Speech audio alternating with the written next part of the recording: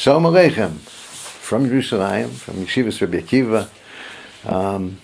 Shalom, peace, is such a value and such an important and precious value to us that I recently saw a wonderful chidush, a novel insight brought by a great rabbi who recently left the world, a rabbi of Jerusalem, Rav Moishe Shapiro, and we know that shalom is so great. It's actually considered one of the names of Hashem, one of the names of God.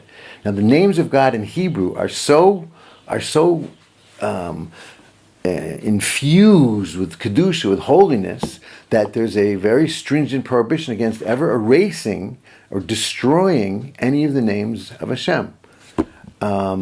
They cannot be destroyed, and therefore there's a whole set of halachas, of laws pertaining to them. So there is. It says, "How great is shalom?" It says in the Talmud, "How great peace is, how great shalom is," because Hashem is willing to have His name seemingly or erased in order to make peace between husband and wife.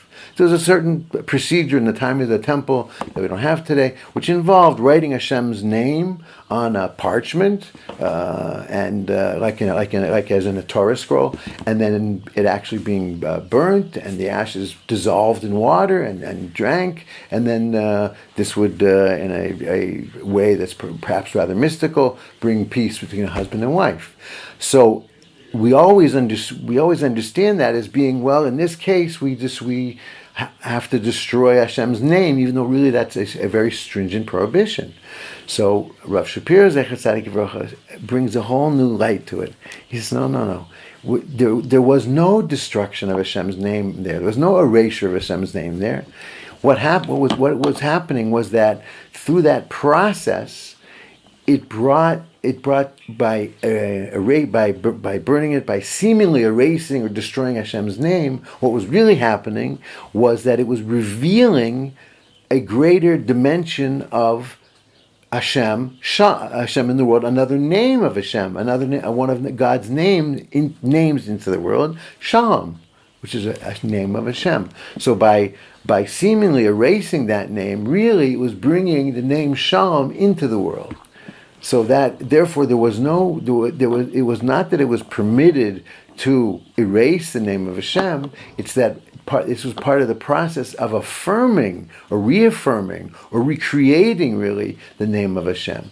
Since in this context, Shalom is one of the names of Hashem, and that's why in a place, for example, that's unclean or whatever, we don't say, "Oh, Shalom Aleichem," because Shalom in that context, when we're blessing someone with the word Shalom, is a blessing, and therefore it's holy. It's like one of Hashem's names.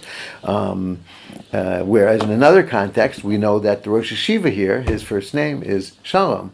So in that context, it's not one of God's names. It's the name of a wonderful, great Rosh Yeshiva, our Rosh Yeshiva of Shalom Gold, Shlita, and but I thought it's a beautiful novel insight to see how what appears to be destroying Hashem's name is actually the affirmation, the recreation, and so with Hashem's help, we should always be involved in everything we do, even if sometimes it seems to be paradoxical. But the everything that we aim towards should always bring more kedusha, more holiness into the world, more kavod, more honor to Hashem, to His Torah, and to all of humanity.